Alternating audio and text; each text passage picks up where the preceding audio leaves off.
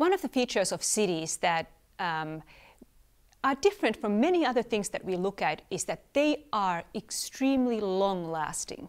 Many of the great cities of the world, take Rome, take Constantinople, they have stood tall through time and they have seen nations rise and decline around them. So in a way, cities are very long-lived.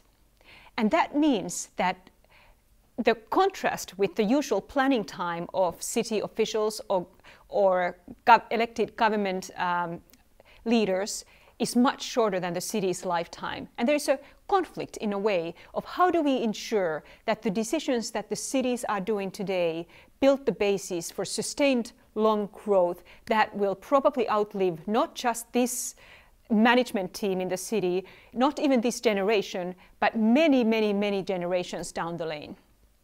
And those cities that are going to be the most successful, there is not a single one thing to do. It actually requires efforts from the government, from the business sector, and from the citizens.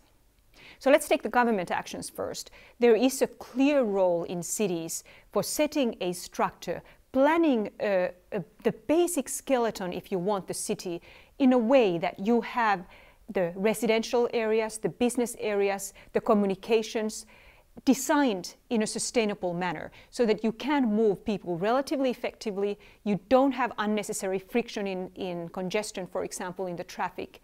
And at the same time, that skeleton is broad enough and flexible enough that it allows the city to grow to directions that we can't imagine today. In 20 years' time, the questions are going to be very different. We want that skeleton to be as robust and as flexible as it can be for the growth going forward. Another very important role for government is to set some of the standards for how buildings are built, not just for human safety, but also for the resources, for the safety against natural disasters, etc. Really aligning on what are the ground rules for building will be a key part for building a sustainable city. But governments can't do it on their own. Businesses really do need to play their very important role as well. They will be the ones who will make the investments, they will hire the people, and they will generate a lot of the growth.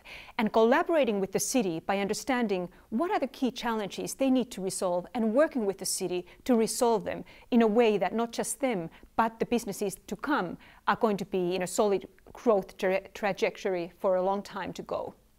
They also, in many cities that are particularly successful, they take an active interest on making sure their employees and their contributions to city really contribute to creating some unique competitive strengths for the cities. And of course, the civil society, the people living in the city are a very important part of making sure they say what they want their city to be part of the decision process, and at the same time do their share of taking care of the city, contributing to it in the broad range of ways in which they interact with the city. And I think there is really no single right way to put these three components together. Cities have very different historical, cultural, and social environments, and every city finds their own way to do that. It may be that a small city in northern Finland, Oulu, for example, it brought together the university, a private sector company, Nokia, and the city government to build a very strong cluster of wireless communications that has become kind of, if you want, the catalyst for a set of growth around that little cluster. Other cities have chosen very different paths. And the exciting thing about cities is that the richness really comes from the diversity of the experiences. Cities need to do what's right for them. They can learn from what others have done, both of their mistakes as well as the successes, but they can't really follow a recipe. They need to find their own recipe to do it. And that makes it so exciting. That's why we want to visit different cities. That's why there